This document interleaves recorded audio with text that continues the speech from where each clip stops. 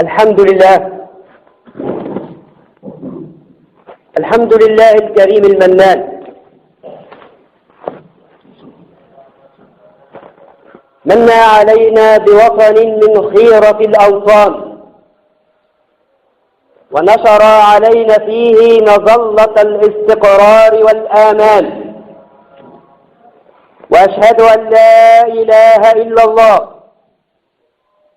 وحده لا شريك له، وأشهد أن سيدنا ونبينا محمدا عبد الله ورسوله وصفيه من خلقه وخليله.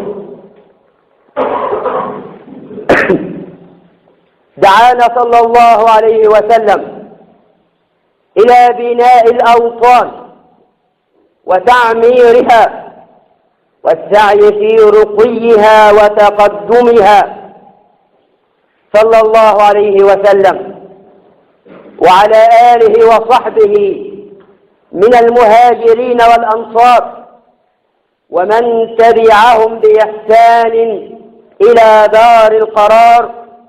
أما بعد، فيا عباد الله، اتقوا الله سبحانه وتعالى، واعلموا أن حب المرء لوطنه أمر فطري وعاطفة إنسانية أصيلة يشترك فيها جميع الناس.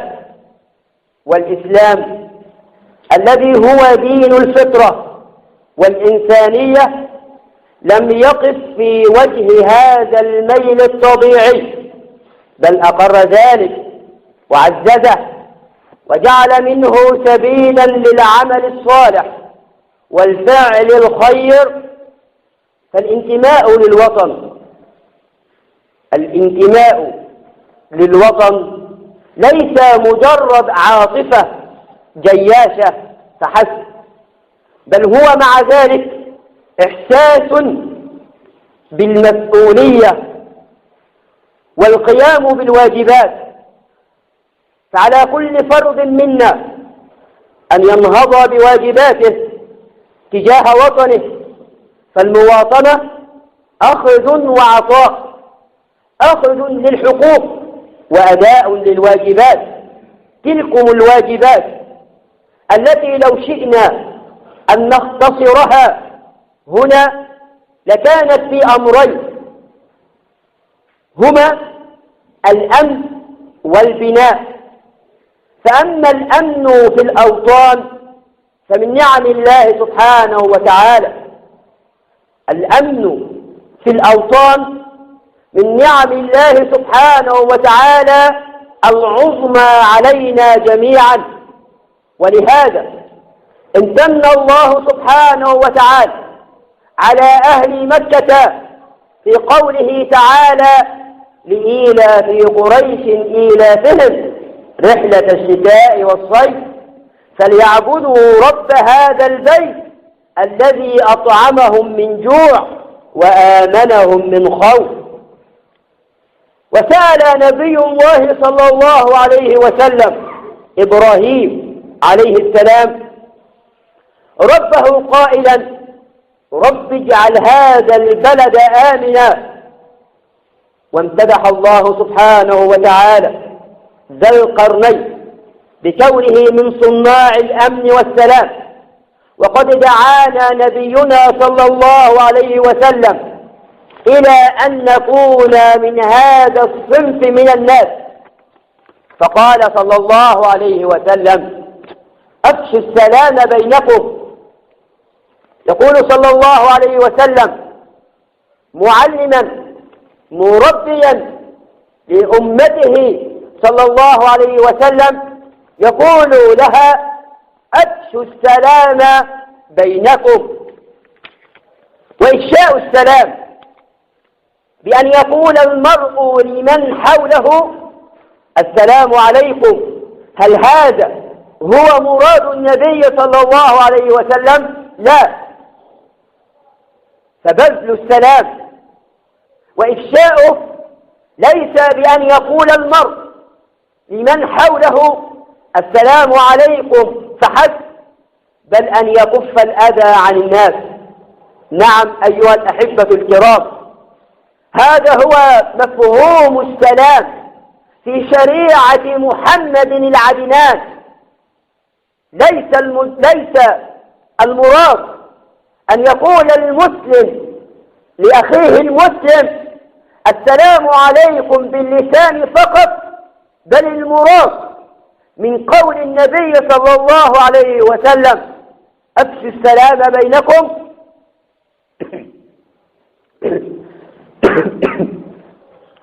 أن يكف المسلم أذاه عن الناس وأن يسلموا من إساءته، كما بين لنا صلى الله عليه وسلم في تعريف المسلم بقوله المسلم من هو يا رسول الله؟ المسلم في تعريف نبيكم، في تعريف دين الله سبحانه وتعالى، كما يعرفه لنا صلى الله عليه وسلم المسلم من سلم الناس من لسانه ويده. نعم هذا هو المسلم في تعريف النبي. فكلمة الناس هنا تتضمن المسلم وغير المسلم، فنبيكم يعرف المسلم بقوله المسلم من سلم الناس، ولم يقل من سلم المؤمنين، يقول المسلم من سلم الناس من لسانه ويده.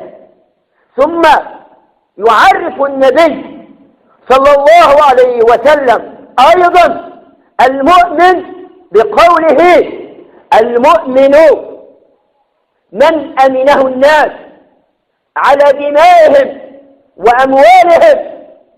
هذا هو تعريف المؤمن في شريعة النبي، في دين الله، في الدين الذي جاء به محمد صلى الله عليه وسلم من ربه.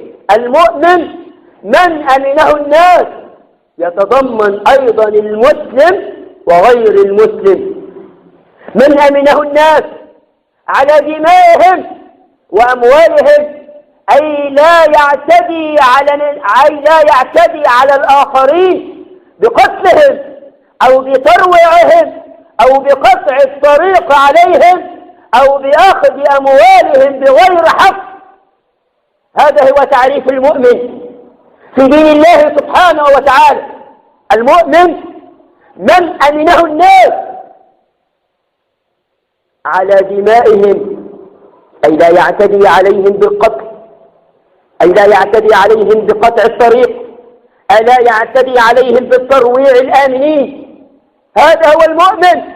ثم من أمنه الناس على أموالهم، أي لا يقطع طريقا ويسرق أموالا، أي إذا أعطاه شخص مالا لحفظه فعليه أن يقوم برده ولا أن يأكله حراما. إذا أخذ أموالا فعليه أن يقوم بردها، لا أن يقوم بأخذها بغير حق. وواجب الأمن يتحقق كذلك بأن نكون حملة خير ومصدر أمن وسلام لمن حولنا ولو ببسمة صادقة. واجب الأمن يتحقق كذلك بأن نكون حملة خير، أي لا حملة شر.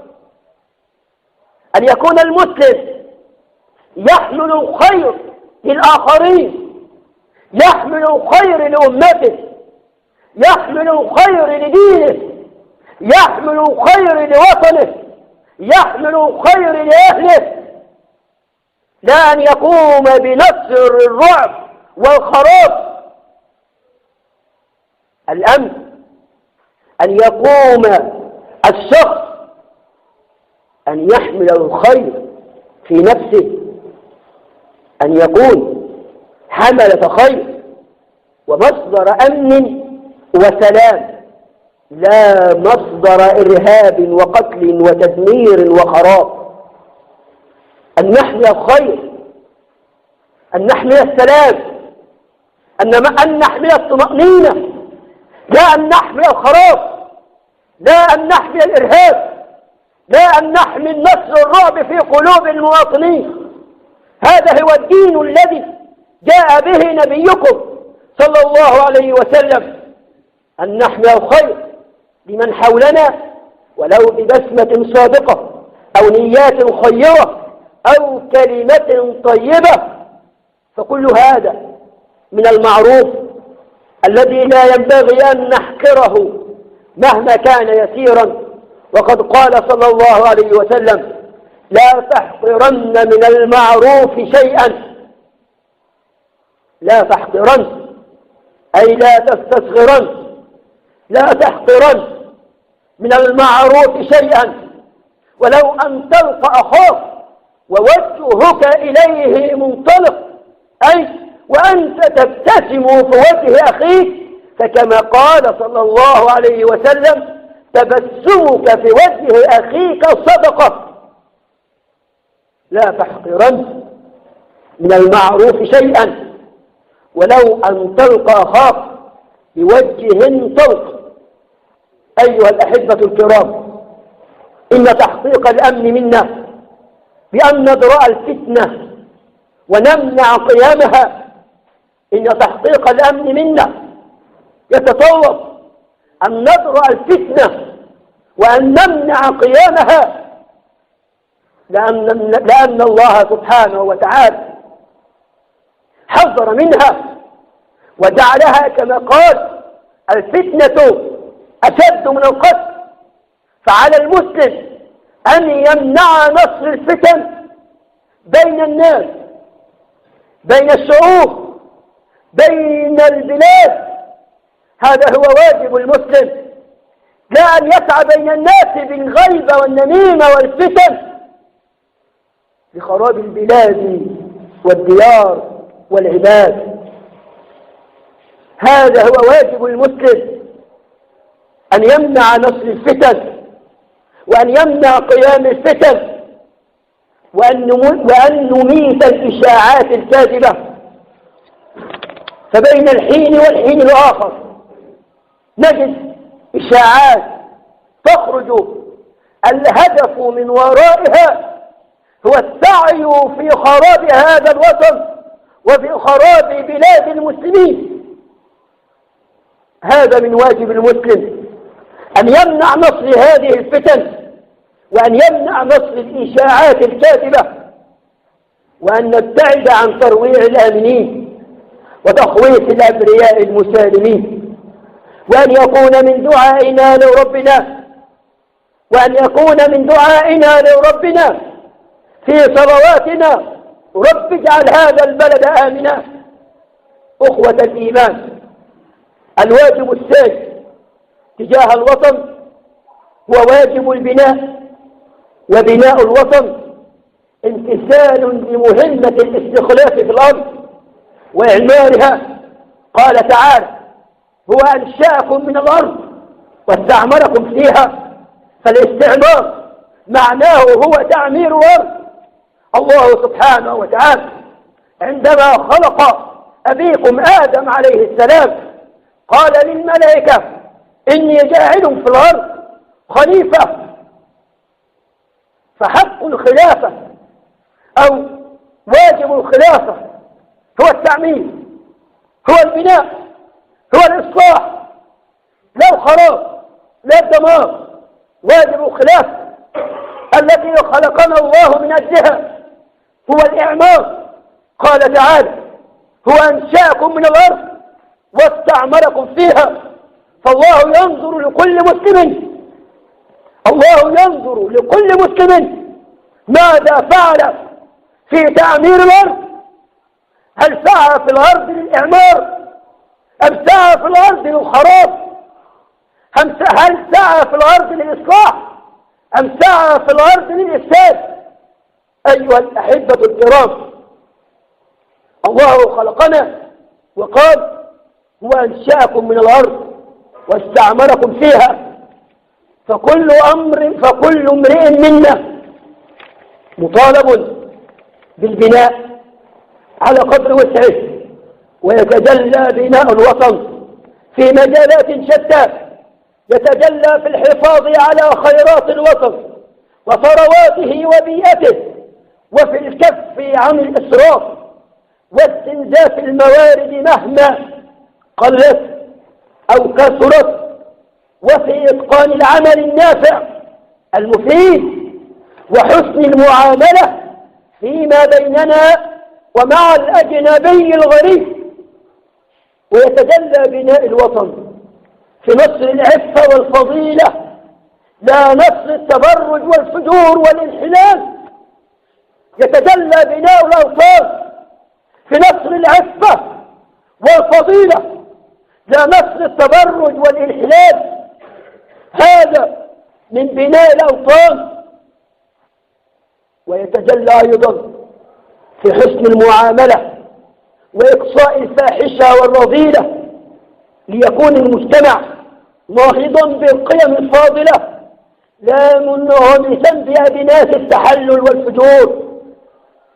ومن بناء الوطن أيضا أيها الأخوة بناء الإنسان الصالح، بناء الإنسان الصالح، لأن الإنسان هو الثروة الكبرى الحقيقية والعامل الأهم في التقدم والتأخر لأي دولة تريد أن تتقدم. بناء الإنسان هو العامل الأهم في تقدم الأمم أو في تأخر الأمم.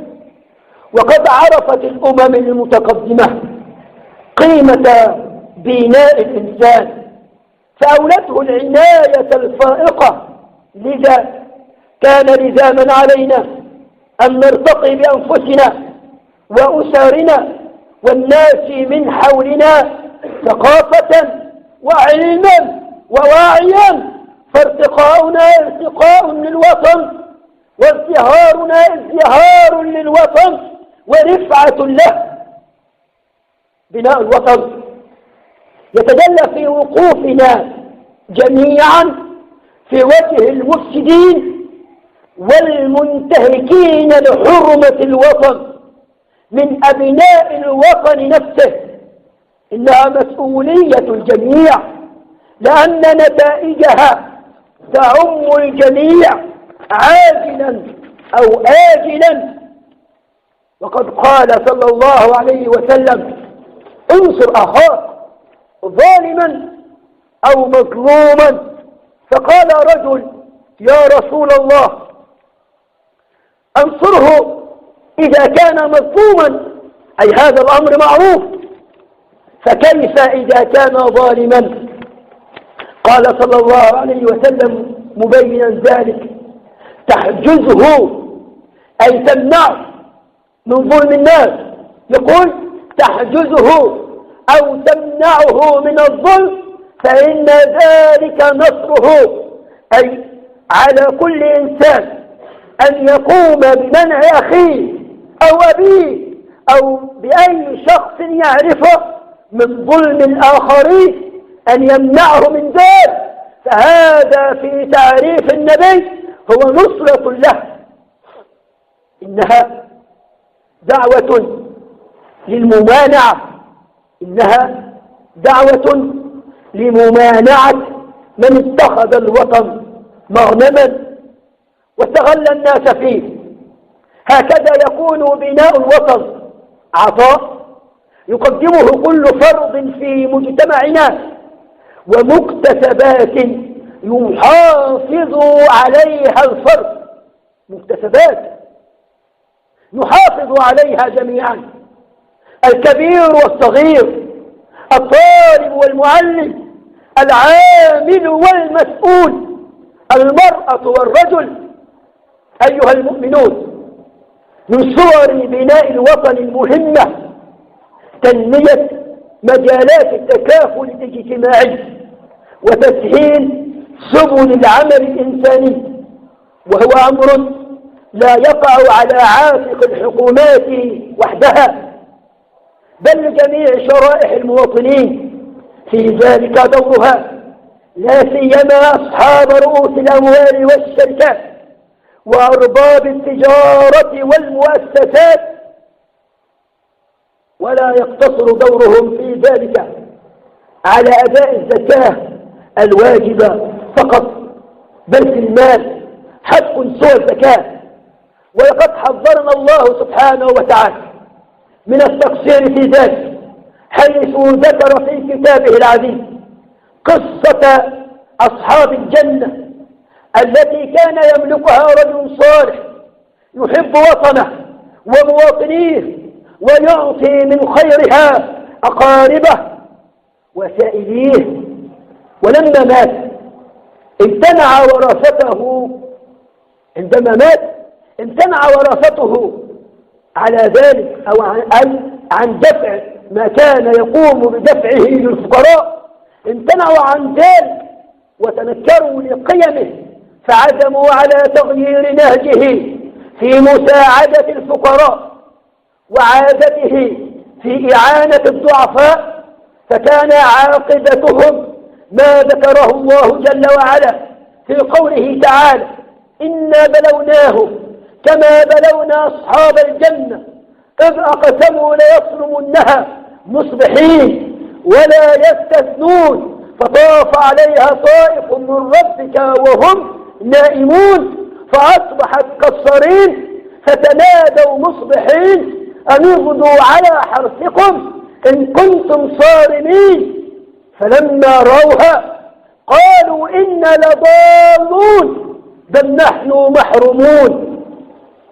فلما روها أي عندما اتفقوا فيما بينهم على منع الفقراء من أخذ هذه الحقوق التي كان يقوم الأب بأدائها، حرمهم الله من هذه الجنة أن يغدوا على حرثكم إن كنتم صادقين، فانطلقوا وهم يتخافتون أي لا يراهم أحد، فانطلقوا وهم يتخافتون، خرجوا ليلا فانطلقوا وهم يتخافتون حتى لا يراهم الناس، وعندما وصلوا إلى جنتهم ليجمعوا الثمار وجدوا الجنة خرابا، فالله يعامل الإنسان بالنية وإن لم يفعل، فحرمهم الله من نعيم الجنة.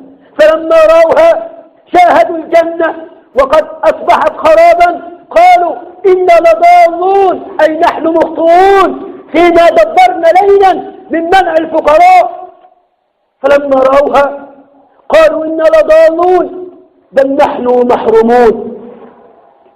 فاتقوا الله عباد الله، واعلموا أن حب الوطن لا ينبغي أن يقف عند حدود المشاعر والعواطف الجياشة، بل لا بد أن يتمثل سلوكا صالحا، لابد أن يتمثل حب الوطن إلى سلوك صالح نافع.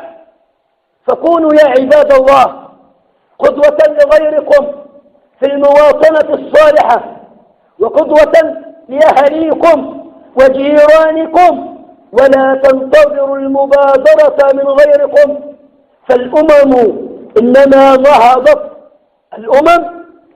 نهضت بإرادة أصحاب الهمة العالية والمشاريع الفاعلة. نسأل الله تعالى أن نكون ممن عمر وطنه، نسأل الله تعالى أن نكون ممن عمر وطنه بطاعة الله سبحانه وتعالى. أقول قولي هذا وأستغفر الله لي ولكم فاستغفروه يغفر لكم.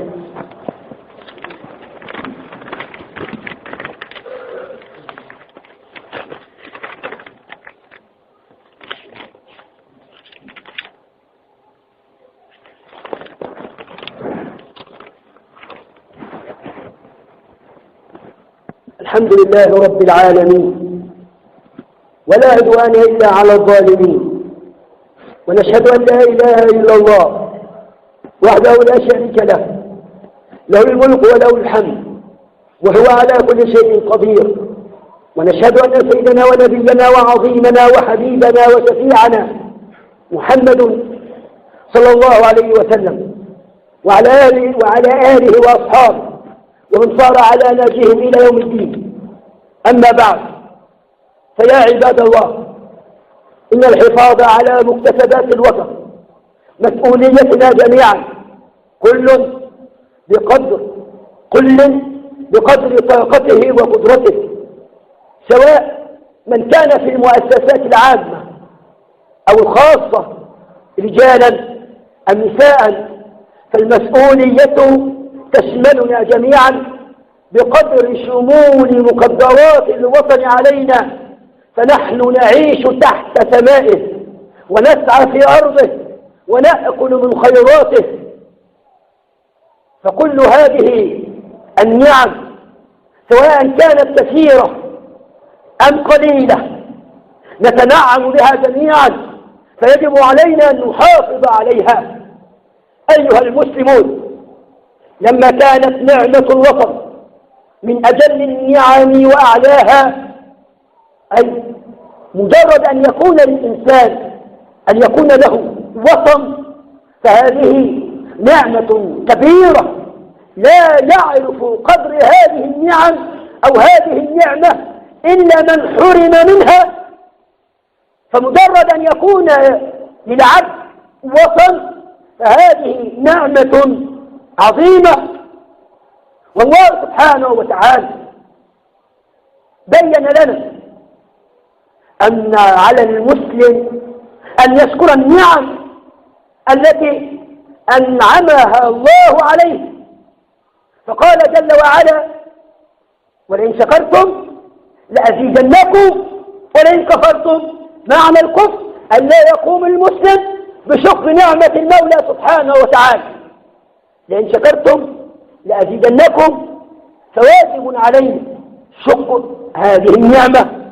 فكيف انضمت تحت مظلتها الواسعة نعما أخرى لا تحصى؟ فالأمان نعمة، نعم.